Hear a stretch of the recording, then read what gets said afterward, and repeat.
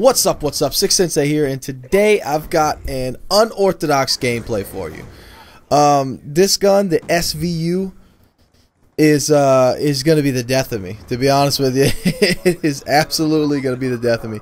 I'm trying to get it gold, obviously for the purpose of getting all the snipers gold, so I can have the diamond camo, and yeah, it's just being a pain in the ass. If you didn't know, to get a gold sniper rifle, the regular rifles, you got to get 250 kills, one shot, one kill medals. That's the kicker right there. But you got to get 250 one shot, one kills. Then you have to get, after you do that, you have to get 50 kills with no attachments, 50 kills with no perks on your class, 10 bloodthirsty medals, which is a 5 kill streak, 5 double kills, and 10 long shots. Everything on there is pretty easy to do. The bloodthirsties is probably the hardest thing, except for when it comes to the SVU. This stupid gun has the same thing, but you got to get 250 one-shot, one-kill medals, which means you have to get headshots, or you have to play hardcore. And quite frankly, I would rather sit here and get headshots all day than try to play hardcore, because hardcore is the most campy bullshit game type I've ever tried to play, to be honest with you. It just drives me absolutely insane to try to play hardcore. And the game type would be fantastic, I'm sure, if it wasn't for the vaginas that sit in there and play the shit. It's just so bad. And I tried to play it, and I actually got some stuff that I'm going to bring to you guys later. No clips or anything, just something really funny that I may bring to you guys. But as far as gameplay goes, it's just pathetic. So anyway, this is an unorthodox game. I get a whole slew of headshots. I get a triple headshot feed, 50-something kills, less than 20 deaths on one of the smallest maps. Let me tell you this. If this was on a big map, I would not be bringing you this gameplay. I hate this gun so much. But since it's on a small map and it's something that normally you wouldn't be able to do, I figured, you know what? It was a good game. It was entertaining. I got a lot of headshots. Got the triple headshot feed, and it was only with 2 bullets too, by the way. So that's really nice. So I'm like, you know, I could bring it to these guys and actually have a topic in mind today. That's enough about the gameplay. I have a topic in mind today, and I was thinking about it and talking with my buddy about it today. About 2 years ago, up into about a year ago, right, or even less time than that, you couldn't turn on the Discovery Channel or the History Channel or the news or talk to somebody without bringing up or seeing on the TV or hearing about December 21st, 2012. But now that we are less than a month away, nobody wants to talk about it. And I got theory here, and maybe you can tell me in the comments which one you think is the truth. But it's either one of two theories, I think. Either we all don't believe it, we all think it's bullshit, and it's not going to happen, or we're a little scared in the back of our minds and we don't want to talk about it. You know, I mean, it's one of those two things. There's the triple headshot feed, but it's one of those two things. I mean, it's either we're scared about it and we don't want to talk about it, we just kind of want to sit back and kind of wait and see what happens, or we want to or we just don't believe it, right? We've already been through one apocalypse scare, you know what I'm saying, with the Y2K, and it's actually, you know, there's actually a funny story about Y2K that I think I'm gonna go ahead and tell you guys.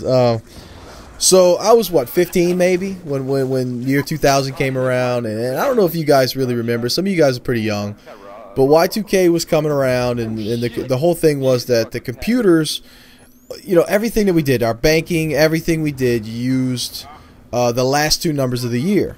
And once the computers hit 99, everybody was scared, and there was actually a real world problem that they weren't going to be able to shift from 99 to 00. So year 2000 Y2K, it was going to, all the power was going to go out, the internet was going to shut down, the stock system, you know, the stocks on Wall Street was going to shut down. It was a genuine scare, and it was a genuine problem that they were able to fix before year 2000 hit. And here's your double headshot kill cam. So it was a problem that they were able to fix. But my dad, maybe a little bit of where I get my trolling from, my dad is a troll, and I'll tell you why. So every year, every single year for a good while there in my teens, my parents would throw this big epic New Year's party at their house, and I'm talking epic. I mean, we used to do that my parents would play music. My mom's a singer. My dad's a drummer, just like I am. And or I'm a drummer just like he is, more or less. And they would play music there. There was 50, 60 people. And this is Louisiana, so we are outside. It's not really that cold. You know, it's the southern United States. It's cold. It's chilly, but it's not so cold you can't bear it like, you know, like a lot of places. So we're outside. We got a trampoline. We got all kind of stuff to keep entertained. Even the kids, everybody's there. And you know, it's year Y2K, so we're listening to stupid songs like Prince's "Party Like It's 1999" because it is 1999. It's just stupid shit like that. Anyway, every year we had a great time. We really did. We enjoyed ourselves. It was a great party. A lot of adults were drinking, and you know, I'd sneak a beer here and there, or something like that, and it was just fun, right? 15 years old, and so we're all getting ready to count down the new year, right? So everybody's getting their fireworks fired up, and everybody's got it in the back of their minds, just like I think people do right now, is like, oh shit, you know, something still could happen. Even though they pretty much assured us that, you know, nothing's going to happen, all the computers are ready. And I mean, this was a big problem. Like, Y2K was such a big, legitimate problem that when they sold you a computer, in the tagline of the computer, next to, you know, it had 256 megabytes of RAM. Yeah, computers were crazy back then. Next to that, it said Y2K ready. I mean, this was real. This was a legit problem. For those of you who may not remember, I know if I was 15, you know, it was like 12 years ago, obviously. So a lot of you may have been little 3-year-olds and 4 or 5-year-olds, didn't know wasn't really aware of exactly what was going on, especially in the news and stuff. So anyway, so we're getting ready to count down the new year, and my dad decides that while we're counting down, he's going to slip off in the house and go stand by the breaker box. And as we count down to 10, 9, 8, 7, 5, you know, whatever, 5, 4, 3, 2, 1, he flips the main power to my house. Now, let me tell you something. I know what you're thinking. Well, the neighbors still had power. You know, what about the street lights and things like that? Let me give you a description. My house, my parents' house, is set at the very, very back of a neighborhood. The house next to us on the left-hand side, nobody lived there. My parents actually bought it from the old man's kids who used to live there. They passed away. They bought it. And today something's being done with it. But at the time, nobody lived there. It was a recent purchase for my parents. On the other side of us, we had an 8-foot wooden fence that you couldn't see the neighbors. You couldn't see the neighbors or the neighbors past it. It was an 8-foot wooden, you know, cedar fence. You couldn't see anything. And there was no street light at the end of the neighborhood. My parents actually put a huge light, just like what you would see in like a gymnasium or something. It's pretty much their own outdoor light that they put in and ran through the wires, and it's their own light. That's basically a street light attached to the house, and that's how we got light for the yard and everything. And so he flips the breaker, and the power goes out, and we have no indication around us that power is still happening. So all of us, I mean everybody at the party, goes into a minor moment of panic. And I mean, he didn't even leave it off for more than 10 seconds.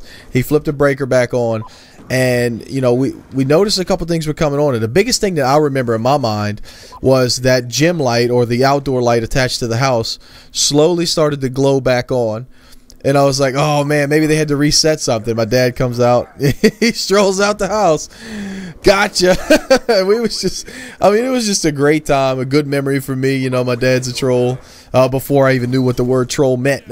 Before anybody really did. You know, that word wasn't in existence back then, as far as, you know, the meaning that we use it today. But anyway, back to the original topic, you know, I really wonder what is going on in people's minds, because for me, I would like to address it. I'd like to talk about it. Obviously, I wouldn't be talking about it right now, but I'd like to, you know, let's talk about it. You know, is this shit gonna happen? Is Nostradamus right? Is the Mayan calendar, did they stop it for a reason, or did they stop it because their civilization came to an end, and that's just where they were when it was done? You know what I'm saying?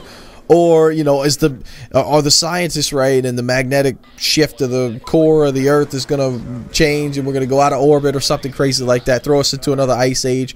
What's it going to be? I'm extremely curious to find out what you guys think about it, because I like think about it. You know, I want to know what are other people thinking. That's kind of the main priority of me figuring out. So anyway, guys, leave a comment in the section below. Quick scope that like button for this unorthodox gameplay and that sexy diamond camo, which is what I'm going for. And thank you guys for joining me. I'm Six Sensei, and I'm out. Peace. Welcome to